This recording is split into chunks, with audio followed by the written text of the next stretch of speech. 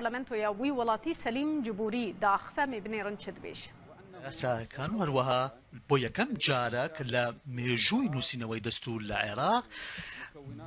پێکهاتەکانی گەلی عێراق بەشداری دەکەن لە نووسینەوەی ئەو دەستورە بە شێوەیەکی ڕاستەوخۆ بۆ دەستەبەرکردنی خواستە شەرعیەکانی ڕۆڵەکانی گەلی عێراق. دەستوری عێراق هاتووە بۆ ئەوەی جەخت بکاتەوە لە یەکپارچەی خاکی عێراق، یەکپارچەی نیشتیمانی و پاراستنی هەموو خاکی عێراق و پاراستنی یەکگرتووی هەموو عێراق بە هەموو پێکهاتەکانی. ئەو تەنها بەڵگەی یاسایی و نیشتیمانیە بەوەی کە بەرگری بکات لە گەلی عێراق بە یەکڕیزی بوون بۆ ڕووبەڕووبوونەوەی هەموو مەترسیەکان و جێبەجێکردنی هەموو بڕگەکانی. دەستور عێراقی خستە سەر ڕێڵی دیموکراسی خوازراو بۆ بنیادنان و دروستکردنی کۆمەڵگەیەکی شارستانی کە چارەنووسی خۆی دیاری بکات و ئەرک و سەرشانی ئەنجام بدات. بەڕێزان لەسەر بنەمای ئەوەی کە یەکێکم لەو کەسانەی کە دەستوری نووسیوەتەوە و لێرە شەهادە بەڵگەیەک دەدەم لە بەردەم مێژوو بەوەی کە هەموو ئەوانەی کە بەشداریان کردووە لە نووسینەوەی دەستور زۆر بە گرنگیەوە کاریان کرد بۆ کەمکردنەوەی بۆشاییەکان لە نێوان بۆچوونە جیاوازەکان. ئێمە هەوڵماندا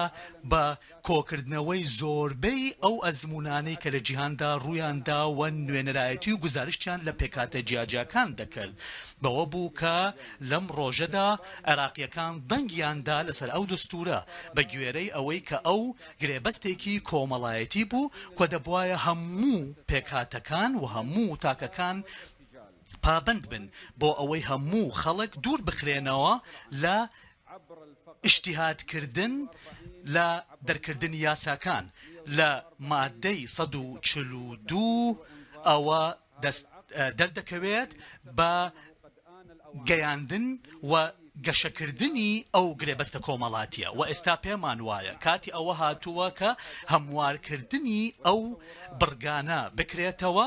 لەگەڵ دەرکەوتنی ئەو دۆخەی کە ڕوبەڕووی ئێمە بووەوە بە دیاریکراوی لە قۆناغی دوای داعش. دەستوری عێراق پرینسیبەکانی دیموکراسیەت و ئازادی ڕادەربڕین و مافەکانی مرۆڤ و هەموو مافەکانی دیکەی مرۆڤەکان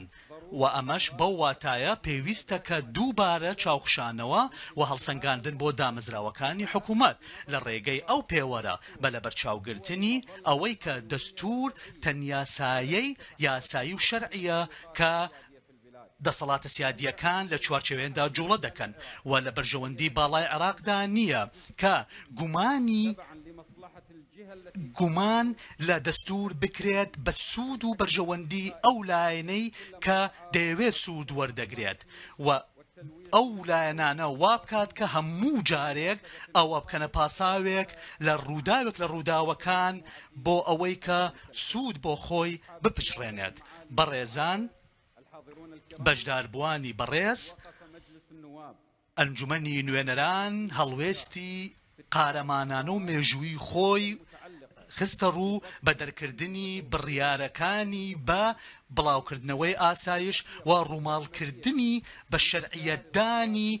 بڵاوک پێکردنی هێزە فدرالیەکان لەسەر خاکی هەموو عێراق و ڕۆڵەکانی ئێوە لە سوپای عێراق و پۆلیسی فدرالی و ڕوبەڕووبوونەوەی تیرۆر، پۆلیسی ناوخۆیی و حەشدی شەعبی و حەشدی عەشائری و پێشمەرگە نیشتیمانیەتی ڕەسانەتی خۆی بۆ بەرگریکردن لەو ئاراستەیە کرد. ئەویش لە ڕێگەی بڵاوەپێکردنی پاک و سپی ئەنجامدا بە لەبەرچاوکردنی تایبەتمەندی ناوچەکە و هەست و ئینتیمای پێکهاتە ئاینی و مەزهەبیەکان و بیرروبۆچوونیەکان. بەغدا بەردەوام بوو بوونی خۆی سەلمان لەسەر هەموو خاکی نیشتیمانی لە چوارچێوەی یاسا و دەستور بە سوودوەرگرتن لەو ئەو پێکەبوونەی پێکهاتەی عێراق و پشگیری ئیقلیمی و نەودەوڵەتی و ئەو چەترە یاسای و دەستوریە کە لە ڕۆژی 26 نۆ پەرلەمانی عێراق تایبەت بە گشتپرسی قەیرانی گشتپرسی کە ئەنجام درا. ڕێز بۆ عێراق، بۆ شەهیدانی عێراق و سوپای عێراق.